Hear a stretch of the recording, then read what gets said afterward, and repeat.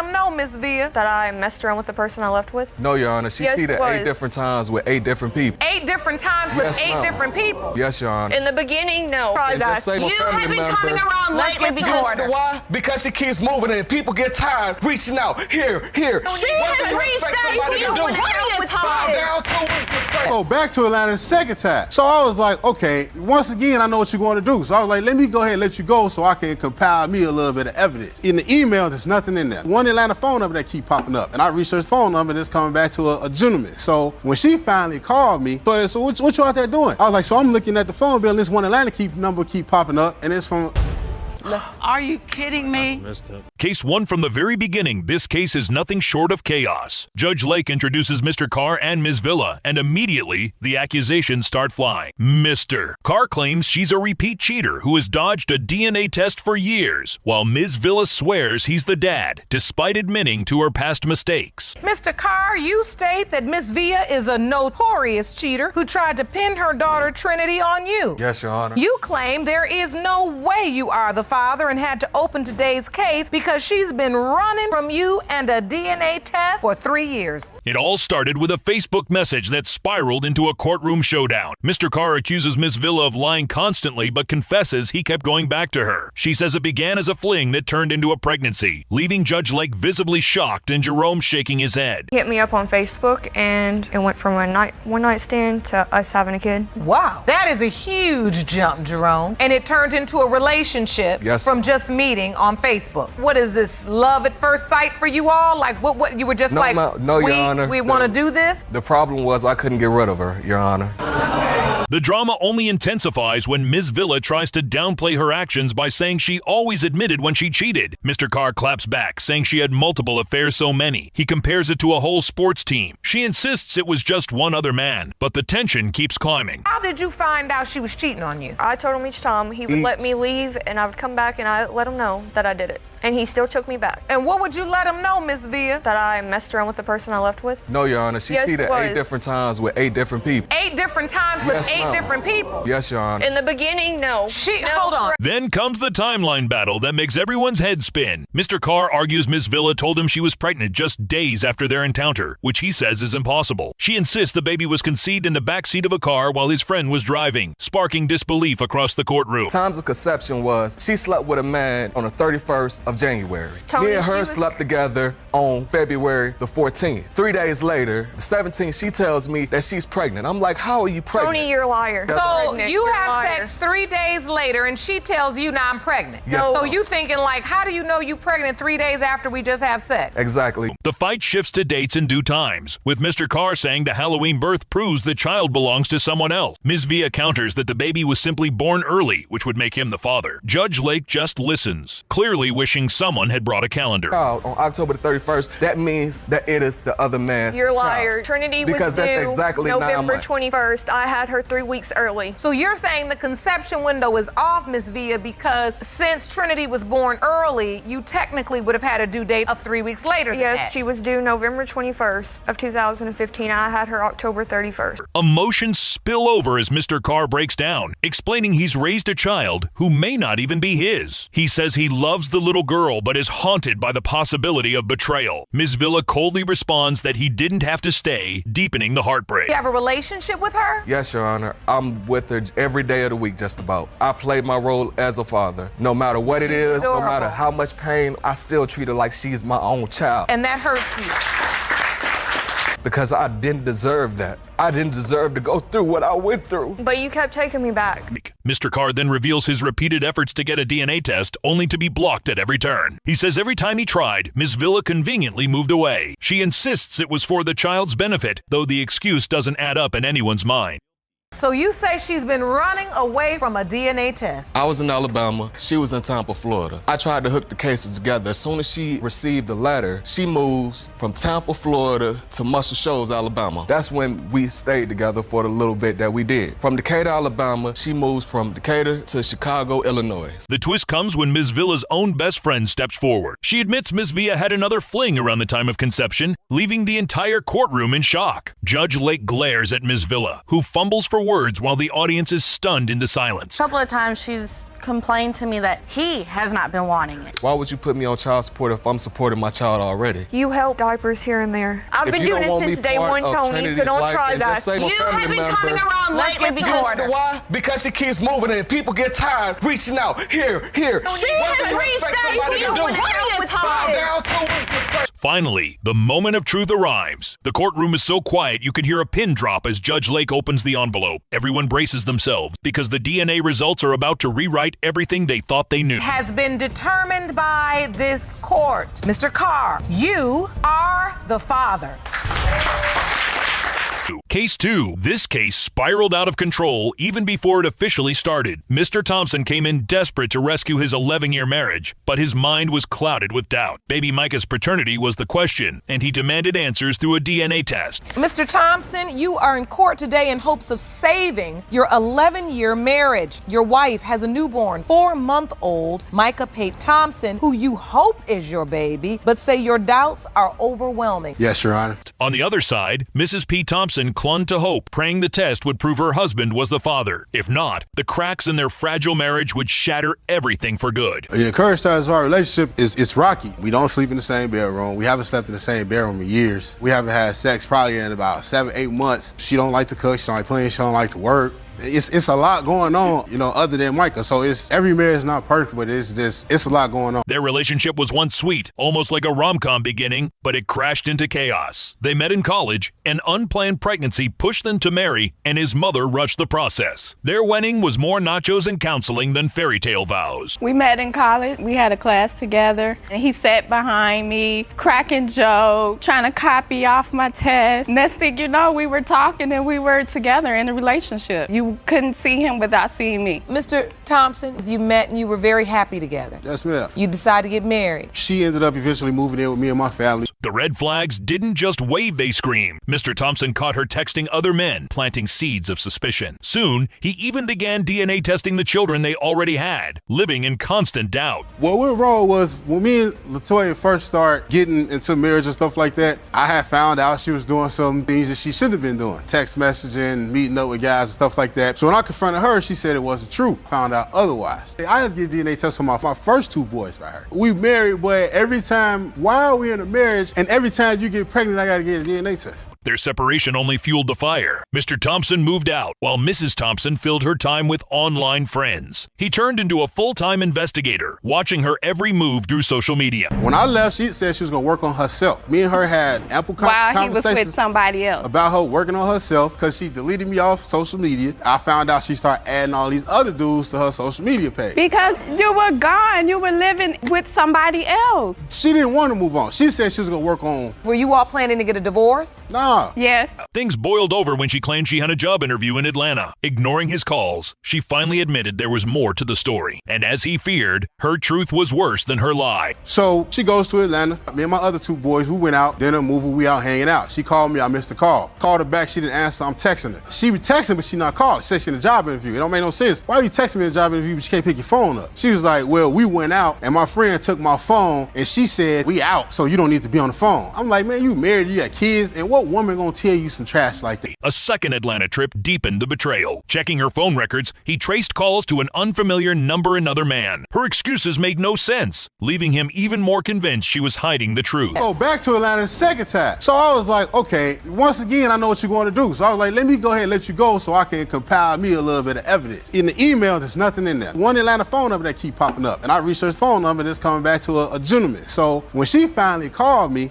so what you out there doing? I was like, so I'm looking at the phone bill and this one Atlanta number keep popping up and it's from a male. She was like, one of my friends. Yeah, it's a male. But Mr. Thompson wasn't innocent either. Mrs. Thompson revealed he was secretly engaged to another woman. He tried denying it before confessing outright. With both of them cheating, it felt like betrayal was the only language they spoke. Between me and the other girl, and then moving all the way to Alabama with the girl. But he wanted to talk about one time when he had kids and they were looking for me. They were looking for you all the time. While he was doing all that research trying to figure out who I was talking to, he failed to tell anybody that he was engaged to this girl. What? While he was still married. first. Adding to the mess, Mrs. Thompson once told another man that he might be Micah's father. Mr. Thompson recalled one drunken encounter around that time, but couldn't be certain. The burning question remained, who was the real dad? You found out you were pregnant with Micah. The first person I told was the other guy. The timeline and the way, the conception and everything, I was thinking it was the other guy because I wasn't with Marcus at the time. We had sex one time in that time frame. I don't know if it was before the first time she went to Atlanta or when she came back, but she said it was another time. I don't know. I was drunk anyway, so I don't know which time it was. Despite the turmoil, Mr. Thompson still wanted to show up for Micah. He missed the birth due to work, but later stepped in as a father figure. Still, he never signed a birth certificate. His doubts loomed too heavily. It was a struggle for me to even get her to let me come to a doctor's appointment. And she was just like, I didn't think you want to go because of the situation. At the end of the day, I'm a man before anything, and if I'm gonna be that boy's father, I don't want to miss out on nothing. I missed the birth of the baby because I was out of town for work. I went straight to the hospital. I was watching the baby, doing all types of, the only thing I didn't do was sign the birth certificate. Finally, the moment everyone had been waiting for arrived. The envelope was opened, and the entire courtroom fell silent, waiting to learn if Micah truly belonged to Mr. Thompson or to someone else entirely. It has been determined by this court, Mr. Thompson, you are not the father. Case 3, strap in, because this case is about to spin out of control. Judge Lake introduces Luttrell versus Leaks, where Miss Luttrell is searching for the truth about her biological father. She believes DNA will finally give her closure, but everyone knows it won't be simple. Ms. Luttrell, you filed your case because you say after a lifetime of confusion of not knowing who your biological father is and receiving no help from your mother, you are now hopeful because you believe you have finally found your dad. Imagine meeting the man who might be your father for the very first time. Miss Luttrell admits she's never spoken to Mr. Leaks until today. When the judge asks if she's ready, she nervously says yes like a scene out of a movie. I believe that I found him because I did a DNA test through ancestry.com. And you have never met him? No, I've never met him in person, face to face. Are you ready to see him for the first time? Yes, I'm really excited. I really would like to see him. Jerome, will you please escort Mr. Leaks into the courtroom? Enter Mr. Leaks. Miss Luttrell explains that her mother gave her 3 different versions of the story. First, her dad supposedly left for cigarettes and never came back. Then, her mom said she just didn't want him around. Finally, she admitted she never really knew who the father was. I was told that my father had went to the store and apparently was to buy cigarettes and he never came back. And then when I was 13 years old, she told me that basically she didn't really want my father in my life. I asked her about my father and she told me that basically, sorry daughter, I just really don't know, so long ago and I can't remember. The judge lays it all out. 3 potential dads are on the list. One was a coworker, another a classmate, and the third a mystery man from a party. Mom confesses to short flings and losing touch, leaving the case messy and uncertain. You say there are 3 possible fathers, one of which was a coworker.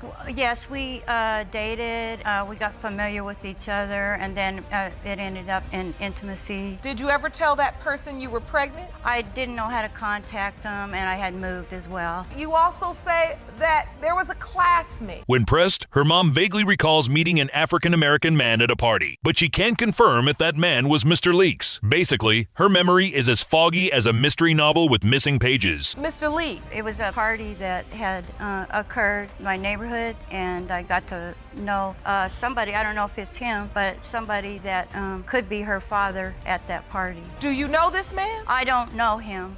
When she brought him up, I just said, well, he looks familiar. That's when modern DNA sleuthing steps in. Miss Luttrell turns to Ancestry.com, where she connects with a cousin. From there, she discovers Mr. Leaks, stalks him on Facebook, and notices a resemblance to his daughter. Still, is it reality or just hope? And so how did you connect with him through his family? Through Ancestry.com, directly messaged a family member who was my cousin, who was my cousin. And then his wife actually was the one who made his profile. So I was talking directly mostly with his wife. And then I also talked to him as well. They came to the conclusion that possibly Leaks could be my father in the family. Ah. Her mother's memory gap doesn't add much. She only recalls that the man was younger, around 19, while she herself was 35 at the time. She admits she partied with a younger guy, but that's as far as her certainty goes. Well, my mom, like I said, the 3 stories that I gave you was talk to her about like the age range as well. Like at the time he would have been, I think, 19 and she was 35. She said it is possible because she remembers going to the party, like she had stated, and he was younger. Oh, she remembered sleeping with a young guy at this party. Yeah. When asked about it directly, Mr. Leaks gives the strongest denial possible. He insists he never attended that party and says he'd absolutely remember if he had. His blunt delivery sparks laughter from the courtroom. Do you remember this party and this one-night stand? No, I'm just looking at it right now thinking, okay, it's nice to meet you, but no, I was not at that party. Were you ever at a party having sex with an older woman? No. You know, if I'm having a child or anything like that, if I even know there's a chance I'll have a child, I'm sticking around. I'm not going anywhere. Then comes a surprising moment. Mr. Leaks shows a photo of his own mother, and the resemblance between her and Ms. Luttrell is undeniable. Even Judge Lake pauses, raising eyebrows at the uncanny likeness. Ms. Luttrell submitted a younger photo of herself. Does that look more familiar to you? So you don't remember her from a party? You don't remember her? No, I will say this, if I could just share this with you. Yes. And What is this evidence, sir? This is a picture of her right next to my mom. They're side by side on here. And they look so much alike. She's related to us somehow, somewhere. Adding to the suspense, it turns out that during the time of conception, both families lived only 14 minutes apart. That proximity makes it possible they crossed paths. But Mr. Leaks refuses to back down from his denial. The truth is you all didn't live too far away from one another at that time. You were in Sacramento, Mr. Leak, and Ms. Luttrell, you were as well about 14 minutes away from one another. So, I mean, it wouldn't be inconceivable to think you could have been at the same party. If I was partying that good, that must have been a good party. And I mean... When Miss Luttrell questioned his relatives, they admitted he was pretty wild back in the day. That's not exactly proof of fatherhood, but it isn't the clean denial he wanted either. She begs for a DNA test, holding on to what her heart believes. You know, I'm pleading for this DNA test because we have a really strong connection as well over the phone. I've felt like his daughter just talking with him, and as well as the other similarities with me being a musician. He told me that his mother was a singer. So I really truly believe that this is a big possibility that he's my father. And then the moment the entire courtroom has being waiting for arrives. Judge Lake opens the envelope and everyone braces themselves. The DNA results are about to reveal the truth once and for all. It has been determined by this court. Mr. Leaks, you are not the father. Case 4 from the jump, this case feels like pure chaos. Judge Lake introduces Jones v. Hernandez v. Trevino, where two women insist Trevino fathered their children. Meanwhile, he strolls in late, dodging the drama like he's starring in his own reality show. You are each here today to prove to a man that he is the father of your children. Yes, sir. Now that man, Mr. Trevino, is waiting outside the courtroom and will join us shortly. When Trevino finally sits down, the tension skyrockets. Miss Jones immediately goes on the attack, accusing him of denying her daughter over and over. Trevino tries to play it cool, saying he just wants the truth, but Jones isn't letting him off easy. Trevino, your name was popping up so much, I just figured we better just bring you on in. How you doing? He's denied her back and forth. He says, I'm not the father. You have not been there. My family and I have done a lot. Keyword, your family. Things take a strange turn when Trevino pulls out medical records like he's working a crime scene. He claims he doesn't remember being with Miss Jones during that time. She snaps back, "Of course you don't," making him stumble even harder. Now you claim you went to a doctor's appointment at some point in June, around the 18th. Yes. And you're thinking back to that week in March, the estimated dates of conception. I don't remember being intimate with her around that time. Judge Lake tries to cut through the tension by reminding them of their past. Miss Jones admits she once loved Trevino, but quickly points out he was a complete mess back then. The feelings are raw, but this storm is just getting started. You didn't choose to be with him, so it had to be something about him you like. You're right. And you have to follow your heart, who you love at the time. I did. I was in love with him. I don't remember nothing because he's the charmer. I was always intimate when he wanted. Now you don't remember. Then comes the bombshell. Miss Jones confesses she once lied to Trevino about him not being the father just to hurt him. Trevino's face drops like he's been hit with the harshest truth, and the courtroom buzzes with disbelief. Turned into an argument, and right away, she went down and gave me a low blow, and I was like, I've been doing this. She said, Honor. I said, you know what, I've been doing all this for Anna, baby, and she's probably not even mine. And she says, matter of fact, she's not yours. Oh, and it felt so good. So you're saying you set it out of spite. Now Trevino swings back. He accuses Jones of being a party girl who dated married men. Jones shrugs it off, saying she was single and free to live her life. The back and forth feels less like court and more like a roast battle gone Before wrong. we got into a serious relationship, she was club hopping. She was, going out with him and going out with him, bringing him with home. No children. Yes, you were engaged and married. Oh, really? Maybe you're you gotta get flipping your yours story. too. Everybody has to do their own thing and get theirs. And Okay. You told me out of her mouth because when we started getting to know each other, I asked her what type of person she was. Before the dust settles, Hernandez enters the spotlight. Trevino questions whether her child could be his too. His reasoning? She dressed up whatever he left for work, and the baby has a hairy back. Hernandez claps back, saying, "That's just genetics, we're Mexican." So many times where I'm going off to work and she's over here straightening her hair and putting on makeup. Why don't you do that while I'm there? You should be doing that for me, not when I'm on my way to work. Guys coming over, and when I'm getting home from work, coming over they're for leaving. my brothers, not coming over You know what for I mean? me. Like, I can't and her tell brothers, them. by the way, her brothers hate me. By now, Judge Lake has had enough. She reminds Jones she can't keep blaming Trevino after admitting she once lied about paternity. Then she tells Trevino to stop playing amateur detective. The tension is at its peak, and everyone's bracing for answers. Now, when you get so angry at a man, I'm gonna hurt you the way you hurt me, and I'm gonna tell you that this child isn't yours, because he then starts to act like child isn't his. You're right. Finally, the envelope appears. Judge Lake opens the DNA results, and the entire courtroom leans in. The truth is about to break this tangled web wide open. Mr. Trevino, you are father.